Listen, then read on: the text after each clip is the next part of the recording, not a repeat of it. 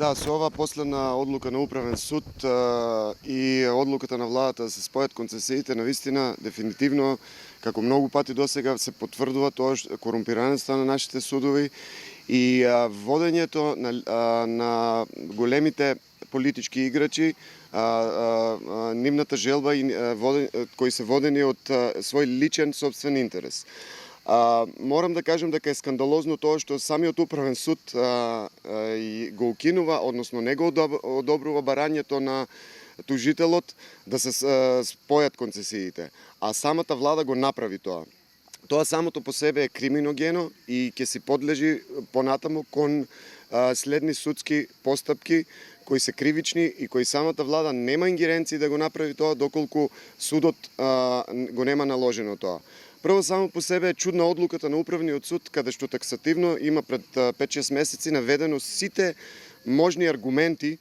зошто да се одземе концесијата, односно зошто да не се даде дозвола на концесионерот да не продолжи со работа и на крајот на краиштата зошто да не се спојат концесиите. Не можете да спојате мртви концесии. Едната концесија од 2012 трае до 2016 и е условот да се раскине концесијата од страна на владата во 2019 е токму тоа, дека ги немаат исполнето сите услови во договорот. И нема никоја приватна фирма или концесионер кај што мора да исполни услови, да не ги исполни условите. Тоа е на некој начин од самиот почеток, од самиот старт е нешто за кое дури не треба да се дискутира, туку едноставно Висшиот управен суд требаше уште од првиот пат кога образложи Управен суд да ја донесе одлуката и да не ја уважува жалбата на Евромакс. Тука ги гледаме тие структури сега со влегувањето на еколог практично на ДУИ во целата работа. Гледаме дека низ тие структури големите корпорацијски компании се обидуваат да влезат таму кај што сакаат, да го земат златото и бакарот, а нам да не ги остават отровите. Најголемата пречка според мене е тоа што сите тие големи функционери кои што се наоѓаат на позиции кои што можат да одлучуваат, тие се најголемата пречка затоа што тие ја користат, зборувам од сите партии, ја користат својата позиција, партиска позиција, можат да влијат врз своето членство затоа што така е поставена структурата нели во нашите партии и можат да прават се во свој личен интерес, практично тоа што го прават, еве да кажеме од нашите партии поголеми, го прават спротивно на мислењата и на одлуките на судот, една и спротивно на потребите и мислењата на народот. Луѓето овде што живеат веќе 6 години и повеќе се информирани постојано за штетноста на тој рудник. Освен штетноста, и сега ги имаме и правните моменти кои исто така се прекршени и незаконски е донесено спојувањето на двете концесии. Тоа што вработените во Управниот суд реагираат кон председателот на Управен суд е голем знак и за нас исто така дека не сите во Управниот суд влијаеле врз одлуката која е конкретно поврзана со рудникот. Така да мислам дека веќе се креира некакво поле, некакво ослободување од страна и на вработените во институциите и на сите луѓе, за да можат да си го искажат индиректно својот начин на незадоволство на работата на тој истиот Управен суд, односно на оној кој го води Управниот суд.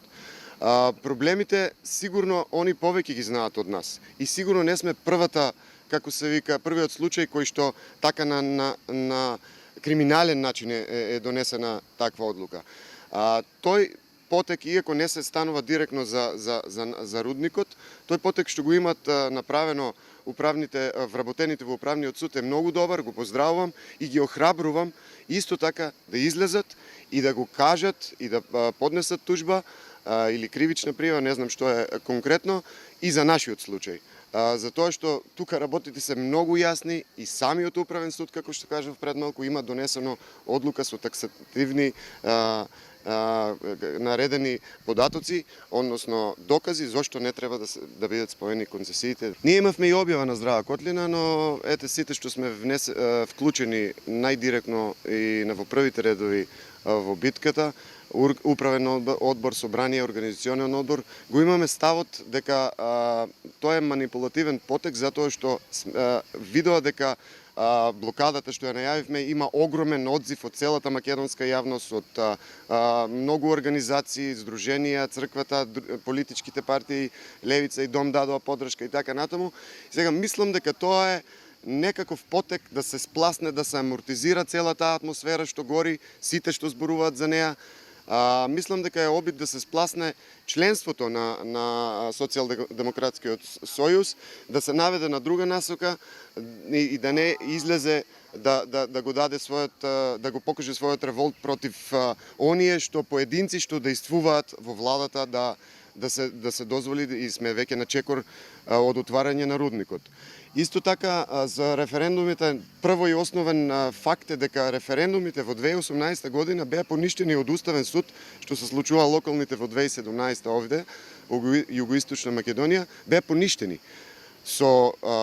образложение дека локалната заедница не може директно да одлучи во таа фаза, во тој процес на рудникот, не може директно да одлучи дали да даде дозвола или да не даде дозвола. Локалната заедница и општините и советите можеле по закон да дадат забрана за детални геолошки истражувања и тука ќе се запреле работите. Но работите се такви какви што се. Јас исто мислам дека иако Уставниот суд го оспорува нашето право да се искажеме на референдум и да го кажеме нашето мислење, мислам дека многу голема и силна работа ќе се заврши ако во сите совети во Струмичката котлина, во сите 4 општини се донесе јасен став во врска со рудникот. Работата е многу сериозна и многу чувствителна, затоа што ако избраниците од народот на локално ниво не ги искажат своите ставови против рудникот, тогаш слободно можеме да се сомневаме, можеби дури како досега, дека се вклучени сите структури кои што сакат да го отворат рудникот преку партиите и преку советите и влијат директно врз искажување на нашиот силен став, односно на искажување на народот, кој народ ги гласал советниците да го представуваат и по сите закони, и по локална самоуправа, и по устав. Ние имаме право и должност да ги заштитиме, да ја заштитиме нашата животна средина, ја стои животот во оваа котлина и пошироко. Така, значи, како што знаете, веќе 7 пати јас поднесувам точка на Совет на општина Босилово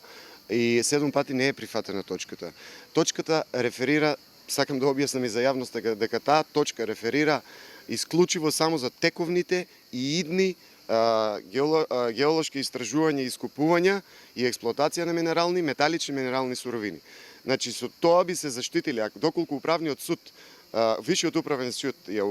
отфрлеше жалбата на Евромакс, тогаш цела процедура ќе можеше да почне однова, а со тој пропис, ако беше донесен, во општина Босилово, па и во општина Струмица, ќе се заштитевме однапред од сите тие загадувања кои се спаѓаат во Г1 тешката индустрија, конкретно за металични минерални суровини. Уште минатата седница поднесов уште една точка, декларативен став да заземат советниците, но и таа точка беше отфрлена од мнозинството кое е на ВМРО ДПМН во случајот во Босилово, а во случајот на Струмица е на Социјалдемократскиот сојуз и тука точката постојано не доаѓа на дневен ред или не доаѓа да биде гласена. Така да тоа ни дава право да кажеме дека тие криминогени структури влијаат сегде кај што можат, но исто така јас сакам да ги охрабрам жителите и членовите на сите партии малку да излезат од таа матрица која им се зборува и да погледнат со своји очи, да размислат со своја глава, затоа што овој рудник ќе биде штетен за сите нас. Водата е голем проблем што ќе се загади, тоа што нема вода, нема вода за цел процес технолошки, тоа е друга работа. Значи, освен што ќе се загади, сакаат да ни ја земат и водата која имаме за пиење. Ние знаеме дека во договорите им пишува дека сакаат да земат вода од брана Турија, акумулација Турија, а акумулација Турија првенствено е наменета за пиење на водата и потоа ако остане за наводнување на системот преку системот во Струмичкото поле. Значи, многу е битно ние како совети да донесеме таков пропис или одлука или став. Затоа што директно ќе кажеме, освен тоа што нели ќе излезе народ на протести, но директно и легитимно имаме право да доносиме прописи да ги заштитиме луѓето или сите нас и здравата животна средина. Притисоци имало и ќе има, и самото тоа што се обидува да го стават во тотален мрак, не знам како се викаше новинарот што даде отказ заради тоа што напишал статија заради нас, тоа е еден вид на притисок, но работата стана веќе многу поголема. Изразувам огромна благодарност кон сите што дадоа поддршка и сите што се организираат да дојдат на блокадата и да го искажат својот револт и својот став. Ако, значи, владата нема сенс да ги слушне луѓето или односно ако нема начин како да се спроведе тоа на легален начин преку судови и така натаму, тогаш луѓето ќе излезат